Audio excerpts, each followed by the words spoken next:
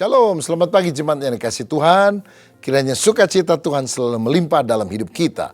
Renungan hari ini berjudul Hidup sebagai Orang Siang. 1 Tesalonika 5 ayat 7 dan 8 berbunyi demikian. Sebab mereka yang tidur, tidur waktu malam. Dan mereka yang mabuk, mabuk waktu malam. Tetapi kita yang adalah orang-orang siang, baiklah kita sadar, berbaju sirahkan iman dan kasih, dan berketopongkan pengharapan keselamatan. Saudara, sebagai orang yang percaya kepada Kristus, kita harus selalu berjaga-jaga dan waspada. Karena kedatangan Tuhan akan terjadi tiba-tiba seperti pencuri pada waktu malam.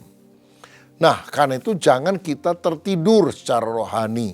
Seperti 5 gadis bodoh yang tertidur dan tidak menyiapkan minyak pada pelitanya. Sehingga ketika mempelai datang, mereka kelabakan. Karena pelitanya padam semuanya. Lalu mereka mencari minyak dulu. Tapi ketika mereka balik, pintu pesta sudah tertutup. Dan mereka pergi diusir kepada penghukuman kekal. Mari kita bangun dari tidur kita. Jangan mabuk pada waktu malam. Banyak orang yang tidak sadar akan tanda-tanda zaman. Tidak tahu apa yang akan terjadi. Nggak peduli perkara rohani. Akibatnya ketika kebenaran firman Allah terjadi, mereka kaget dan mereka mengalami hukuman dari Tuhan. Tapi orang yang baca firman, yang dengar firman, yang melihat kupasan firman, mengerti bahwa kedatangan Tuhan sudah sangat singkat.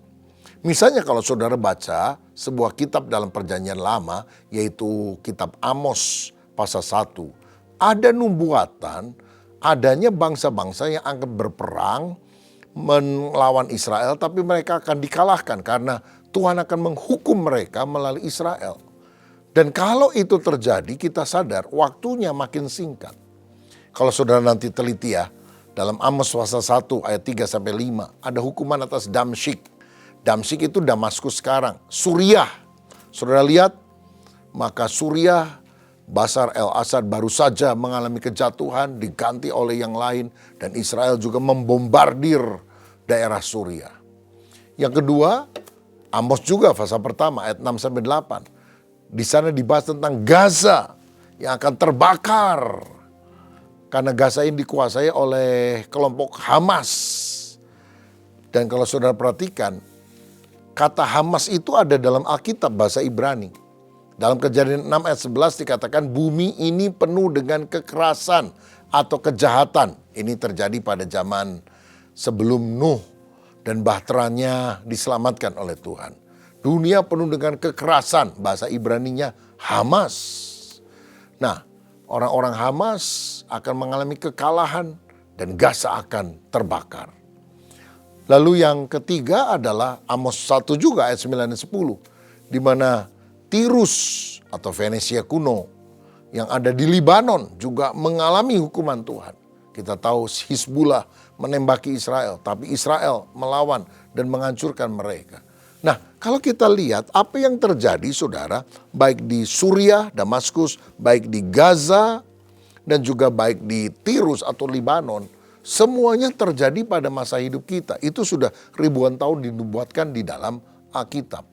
Makanya kita harus mempersiapkan diri. Nggak lama loh Tuhan Yesus akan datang untuk kali kedua. Adalah percuma mempersiapkan diri ketika kertas ujian sudah dibagikan dan ada di depan kita. Kita harus mempersiapkan jauh hari sebelumnya. Karena itulah dalam Roma 13 ayat 12 dan 13, firman Tuhan berkata demikian. Roma 13 ayat 12 dan 13. Hari sudah jauh malam, telah hampir siang, sebab itu marilah kita menanggalkan perbuatan-perbuatan kegelapan dan mengenakan perlengkapan senjata terang. Marilah kita hidup dengan sopan seperti pada siang hari, jangan dalam pesta pora dan kemabukan, jangan dalam percabulan dan hawa nafsu, jangan dalam perselisihan dan iri hati. Ada seorang di abad 4 namanya Agustinus. Dia belajar macam-macam ilmu filsafat Yunani, pinter, tetapi moralitasnya rendah. Dia sering melakukan hubungan amoral termasuk dengan para wanita tunasusila. Sampai satu kali dia merasa gelisah di dalam hatinya. Rasanya kosong walaupun ilmunya banyak. Walaupun dia bergaul dengan banyak orang. Tiba-tiba seperti dari dalam hati ada suara. Bacalah. Dia pikir apa yang dia baca. Oh, dia ingat ibunya bernama Monica tinggal di kampung. Dia pernah memberikan Alkitab kepada Agustinus sebelum dia belajar di kota besar. Tapi Alkitab itu tidak pernah dibaca. Dan hari itu seperti ada suara, dorongan, bacalah. Dia pulang ke rumah, dia cari Alkitab yang sudah berdebu. Dan dia buka acak, saudara. Dan jatuhnya pada ayat tadi. Roma 13 ayat 12-14. Hari sudah jauh malam, telah hampir siang. Tinggalkan perbuatan kegelapan, kenakan perlengkapan senjata terang. Itulah titik awal pertobatannya. Di kemudian hari dia menulis sebuah buku, My Confession, pengakuanku. Dan dia bilang, ya Tuhan, Engkau telah menciptakan kami dengan hati yang selalu gelisah sebelum kami mendapatkan ketentraman di dalam Engkau. Dia menjadi seorang hamba Tuhan yang saleh. Dan Agustinus pemikirannya masih bermanfaat bagi teologi Kristen hingga saat ini. Saudara, kita ini anak-anak siang, anak-anak terang. Karena itu jangan hidup di dalam kegelapan. Sebaliknya kita mengenakan perlengkapan senjata Allah. Dikatakan kita harus berbaju sirahkan iman dan kasih dan ketopong pengharapan. Nah, ada 3 unsur yang penting yang dicatat di sini. Iman, harap, kasih. Dan 3 hal ini harus nyata dalam hidup kita. Kalau saudara tanya, apa cirinya orang Kristen sejati? Orang Kristen sejati itu tidak selalu harus punya uang banyak. Tidak selalu harus punya rumah bagus. Tidak selalu harus punya kesehatan yang prima. Tidak selalu harus bisa membuat mujizat. Tetapi ciri orang Kristen sejati harus punya iman, harap, dan kasih.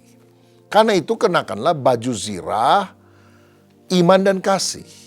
Baju zirah itu melindungi hati kita. Dan seringkali setan menyerang hati kita dengan 2 hal ini. Pertama, ketakutan atau kekhawatiran. Kita gelisah, takut apa yang akan terjadi pada masa yang akan datang. Apakah Tuhan akan memberkati, apakah Tuhan akan menolong saya. Tapi kalau kita pakai baju zirah yang berasal dari Tuhan, kita beriman kepada Allah, kekhawatiran sirna. Nah, seringkali yang menyerang hati bukan hanya ketakutan, tapi juga kepahitan. Omongan orang lain, fitnah. Dan jangan sampai kita ini menjadi orang yang penuh dengan dendam kepada orang lain. Kasih baju zirah sehingga ketika ada panas iblis mau menyerang, pang! Itu nggak bisa melukai kita karena baju zirah dari besi menutupi hati kita. Kita harus punya kasih kepada Allah dan juga kasih kepada sesama manusia. Jangan simpan kepahitan hati dan dendam. Supaya hidup kita benar-benar berkenan kepada Allah. Dan yang lain adalah ketopong pengharapan akan keselamatan. Ini helm yang melindungi kepala kita, pemikiran kita. Saudara, selalu percaya bahwa kita ini sudah diselamatkan. Dan keselamatan itu ada dalam 3 dimensi waktu. Dulu, kini, yang akan datang. Keselamatan dulu, kita sudah diselamatkan dari hukuman dosa. Ketika kita beriman bahwa Yesus telah mengangkut dosa kita. Sehingga kita tidak akan dihukum bersama dengan Tuhan. Tetapi keselamatan itu juga berlaku kini. Kini kita sedang diselamatkan dari kuasa dosa.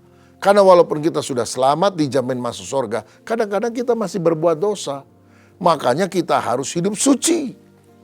Supaya kuasa dosa yang berusaha menarik kita kembali pada hidup lama dihancurkan.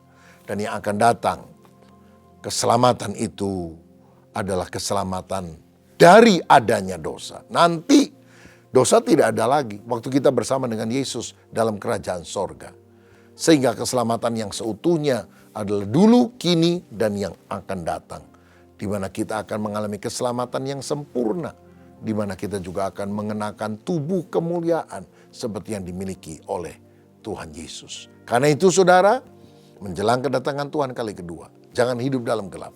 Kita orang-orang siang, kita anak-anak terang. Mari kita mengenakan selengkap senjata Allah supaya kita bisa kuat di tengah dunia yang bergejolak. Tuhan Yesus memberkati. Mari kita berdoa. Bapa, terima kasih untuk kebenaran firman-Mu. Jadikan kami orang yang berjalan di dalam terang, bukan kegelapan. Dan biarlah kami selalu menjaga hati kami, pikiran kami dari serangan-serangan kuasa iblis yang berusaha menjatuhkan. Dan kami percaya bersama Yesus, kami selalu hidup berkenan kepada Allah. Berkat-Mu atas kami, juga bagi saudara-saudara yang punya masalah, beban, Engkau melihat satu persatu, Engkau jamah dalam nama Yesus. Perlindungan Tuhan atas kami. Haleluya. Amin.